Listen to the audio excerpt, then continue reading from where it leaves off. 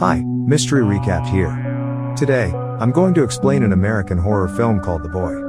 Spoilers ahead. Watch out and take care.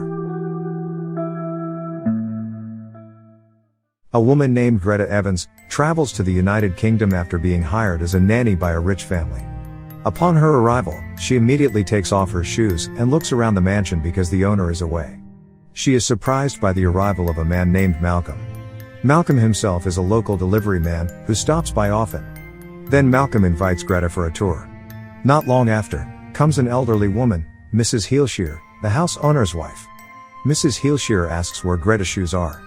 Greta shows where she had taken off her shoes, and she is surprised as they are gone. Mrs. Heelshear casually says, it is probably her son's doing.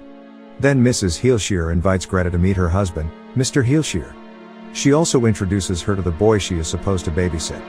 But to her surprise, this boy turns out to be a porcelain doll named Brahms. She laughs, thinking it's a joke. But Mrs. Heelshear and Mr. Heelshear look serious.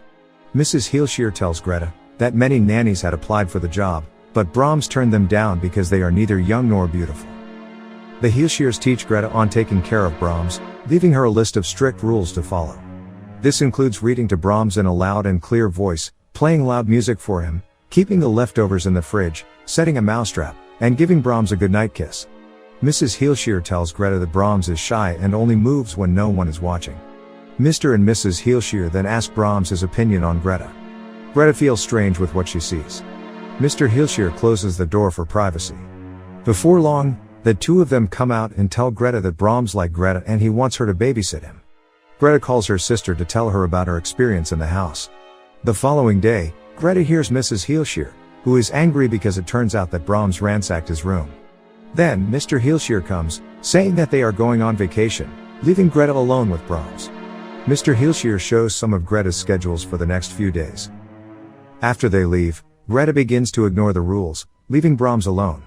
Greta wakes up hearing strange noises in the middle of the night, and Greta immediately looks for the source of that strange noise. While in front of a painting,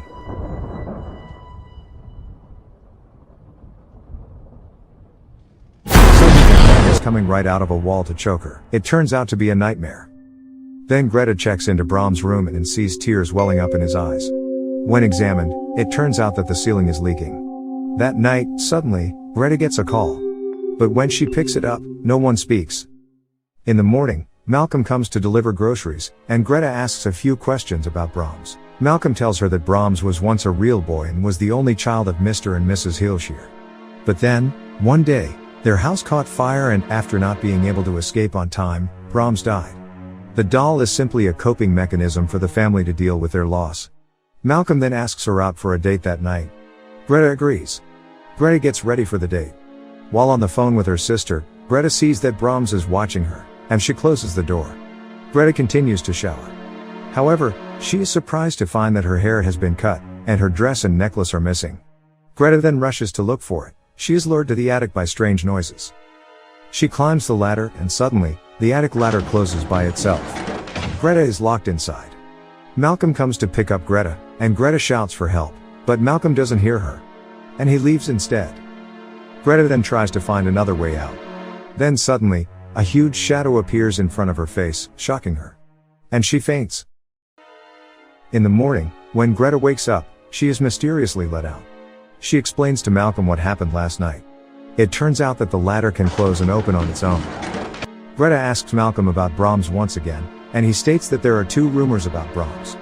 There are some people in the town who feel sorry for him as they remember him being a very good boy, but on the other hand, there are others who claim that the boy was evil. Later that night, Greta calls her sister again. Her sister tells her that her abusive ex-boyfriend named Cole has been trying to find out where she is. Greta hates Cole very much. Greta suffered a miscarriage after being beaten by Cole. Greta then gets ready for bed and brushes her teeth. Just as she finishes brushing her teeth, she hears a strange noise from Brahms' room. She approaches. And Brahms' room is seen very messy with a lot of papers scattered. She straightened Brahms' head which is tilted, and suddenly the head moves by itself, but it is just another nightmare. The next day, Greta goes to Brahms' room and sees that Brahms has changed his position. He sits with her schedule beside him as if he is asking Greta to obey and do everything as scheduled. Greta, who is shocked, immediately runs to her room and tries to call her sister. Suddenly the phone rings. As Greta answers the phone, a child's voice is heard telling Greta to follow the rules. Follow the rules. Then a shadow appears under the door, and a child's voice is heard.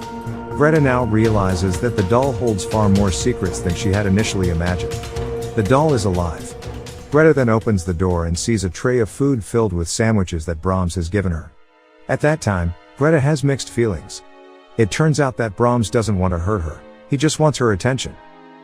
She then calls Malcolm and tells him about it, but Malcolm doesn't take her seriously. A scene later reveals Mrs. and Mr. Heelshire writing a letter to Brahms which states, "We cannot bear to live with what you have become. The girl is yours now." After writing this letter, both Mr. and Mrs. Heelshire stuff their coats with rocks and commit suicide. Greta, who now realizes that Brahms is only the spirit of an innocent young boy who wants to be cared for, is then starting to be nice to Brahms and do the things entrusted to her. The following day, Malcolm comes with a letter from Mrs. Heelshire and Mr. Heelshire. He also asks Greta out for a walk that evening.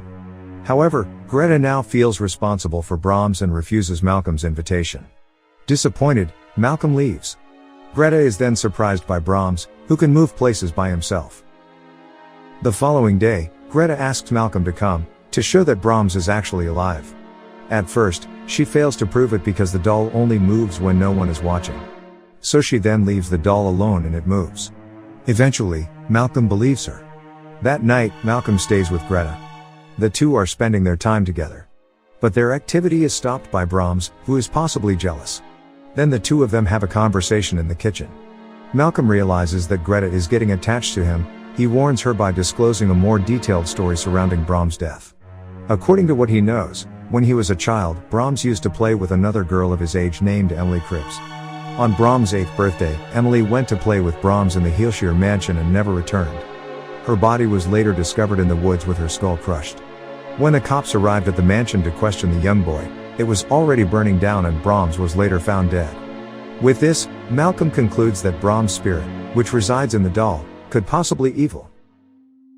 In the morning, Greta's abusive ex-boyfriend, Cole, shows up at the mansion intending to force Greta back home. For Greta's safety, Malcolm stays nearby. At night, Greta asks the doll for help. Cole wakes up and sees a message written in blood telling him to leave. Believing it was done by either Greta or Malcolm, he becomes furious. Realizing that Brahms did it using rat blood, she tries explaining it to him, but he refuses to believe her. Eventually, Malcolm ends up joining them and he too tries to convince Cole that there's a lot more to the doll than meets the eye. Cole gets a fit of anger and he smashes the doll to pieces. This is when the lights in the house start to flicker. The house begins to shake and they hear noises behind the walls. Cole tries to figure out where the noise is coming from. Then, suddenly, the mirror explodes. Cole falls behind. From a hole behind it, emerges a man who turns out to be the real now adult Brahms wearing a porcelain mask identical to the doll's face. Brahms beats Cole and kills him. Malcolm and Greta are frightened and run for safety. Greta and Malcolm discover Brahms' room. There, they find a doll made from Greta's missing dress, hair, and jewelry sits in Brahms' bed. From that room, Brahms has been watching Greta all this time. Greta also finds the goodbye letter from the Heelshires, revealing their plan of leaving Greta behind as a mate for Brahms. Then Brahms finds them.